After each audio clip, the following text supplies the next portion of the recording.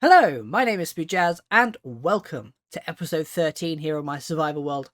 I'm here standing by one of my nice new trees with my little pond down around me. It's really nice around here. It's not quite finished. I only got one side of the pond done at the moment, but the rest of it will come in time, I think. Not today, because last episode we went away and we got a beacon. If we come over here, here it is, looking lovely, looking all fantastic. And I thought, you know what, I think the thing we should do today is we should really make good use of this beacon. So I think I'm going to use this as for like a big digging project. So, what's that going to be, I suppose? Well, this, it works. The little villager breeder is really good. It works very nicely. I don't think I want it here, to be honest, because this is going to be kind of my enchanted forest. It's a little bit out of place, and I think I want to move it. But if we come down to the actual village trading station down underneath my tree, come down here, here we go. I think it's a little bit on the small side as well. It can only fit about, is that like 14 villagers or something, which is not bad. But if I'm wanting to buy lots of glass or do lots of trading or something, it's not really big enough. So I'm thinking what I'm going to do is, if we come up here again, come back up to the surface, I'm going to grab my beacon. I'm going to come over to the industrial island, which it is now, and I'm going to dig out a really big sort of trading chamber down here, which would be quite nice. And then I was thinking, with the old trading room, we could turn it into a tunnel that kind of comes down here underneath the water and then goes into the brand new trading room. It should look quite nice, I hope. It should look pretty good. I might do some nice glass with some stuff, make it like a nice underwater tunnel. Should be quite good. So I'm going to move my beacon and we're going to get digging. I don't quite know what I want it to look like. I kind of have an idea that vaulted ceilings might be quite a cool look, but I have no idea how to build those. So I'll have to have a think, because I don't think I want to go with a flat ceiling. If it's going to be a big underground thing that I'm going to be inside, I don't want it to be flat. So anyway, I'm going to have a think about that while I dig. But I think this is going to be a time lapse of digging. So let's grab this beacon and let's go.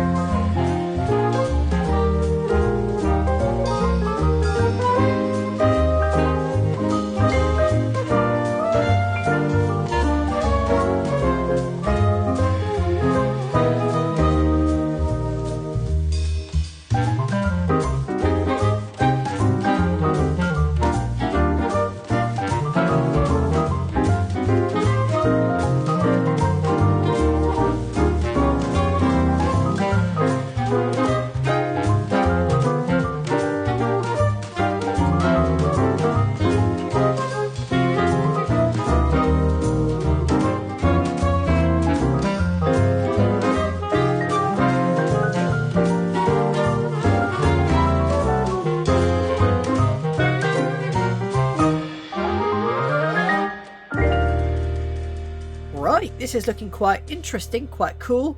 I think it's quite nice. I like all the wooden archways and stuff coming in here. It's quite a large space, although it didn't take that long to build, actually. It was only about 2 hours, not too bad.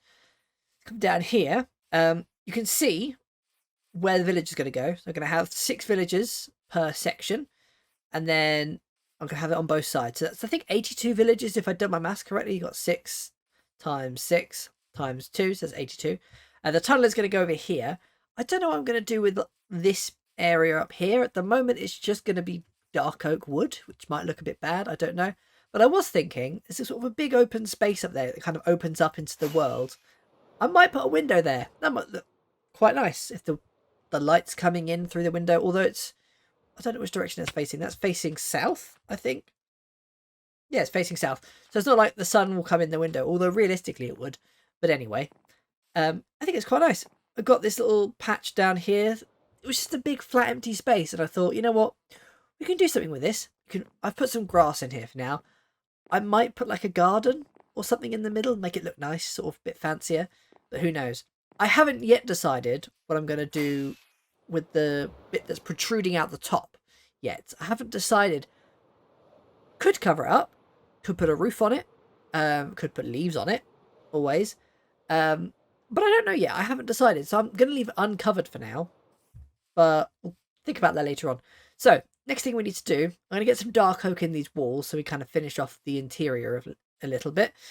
Like, I'm going to need more dark oak. Basically, this is it. This is all the dark oak logs that I've got. So I'm going to have to go and finish off some of these trees. But let's get these walls lined, and then it should get a little bit closer to being finished, which would be quite nice. Here we are. That's the walls done, looking quite nice. I mean, it's all done on this side. It's not done on this side yet. Haven't got around to that. But you can definitely see that we're going to have to do some decorating, I think. Do something interesting with these walls, because it's going to be quite flat, especially here. I'm not quite sure what to do with this bit, but we'll have to get some more sort of detail in there, maybe some texturing, I don't know. Some fancy words that I don't really know how to use. I do have rockets. I can hear a zombie behind this wall. Maybe I need to light up that cave. That'd be a good idea. But anyway, let's finish off these walls and get this place looking all finished.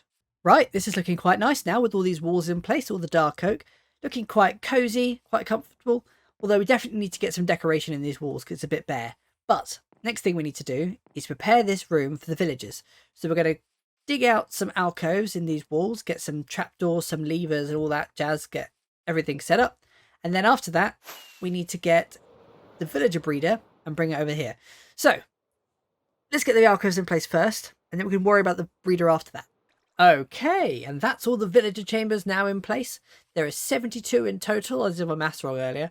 I said 82. It's definitely 72. I got the calculator out.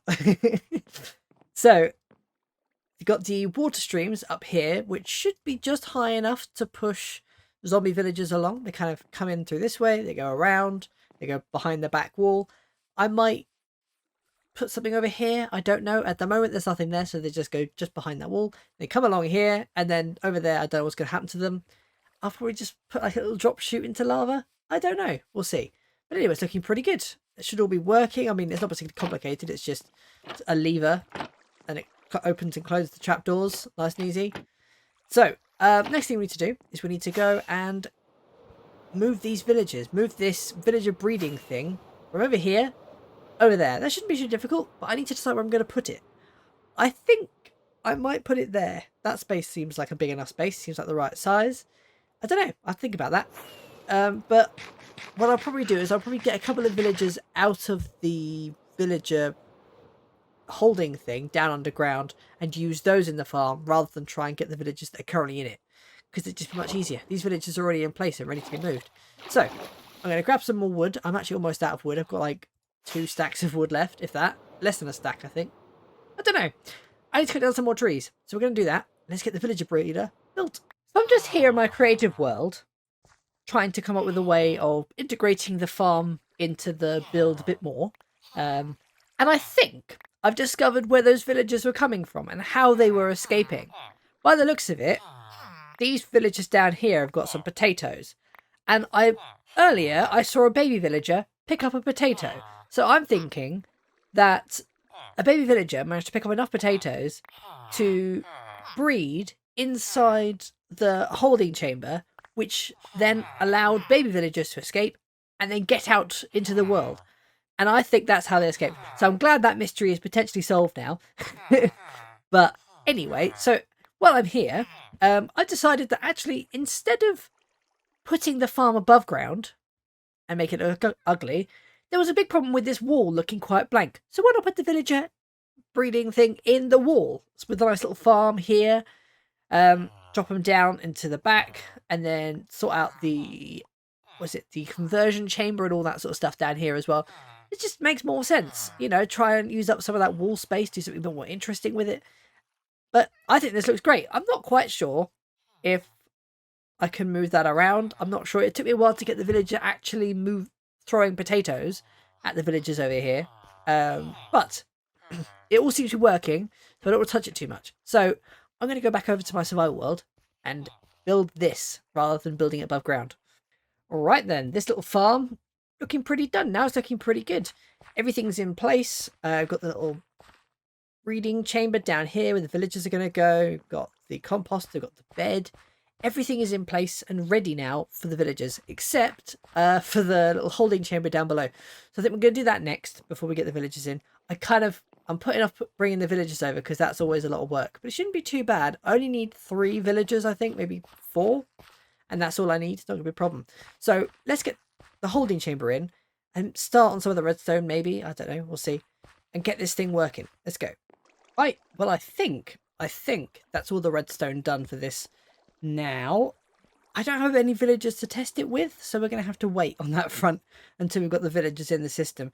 We're going to have to do a live test. There's no other way of doing it. But it seems to work. The only thing I'm currently missing is a sorter for the cactus, because at the moment the cactus will grow and pop off and fall into these hoppers and end up in this dispenser, which can just clog up the system. So we need to sort that out. But apart from that, it's all done. I would like to get the villagers in, but unfortunately I've been away the last 2 weekends and I've got a short weekend this weekend, so I really don't have enough time to do that bit. Next episode is going to have to be the getting the villagers in, getting all this working, getting the tunnel in, all that sort of stuff. But unfortunately, it's going to have to be a short one today, and that's all I have time for in this episode. It's been quite productive. A big time lapse in the middle, or at the very start, and that was it really. There's some villager stuff. Started work on that project, so hopefully we can get that finished next episode. But I appreciate you sticking around anyway, regardless of the fact that it's a really short episode. And I would really appreciate it if you could like and subscribe. That would really help. And I'll see you next time. Bye!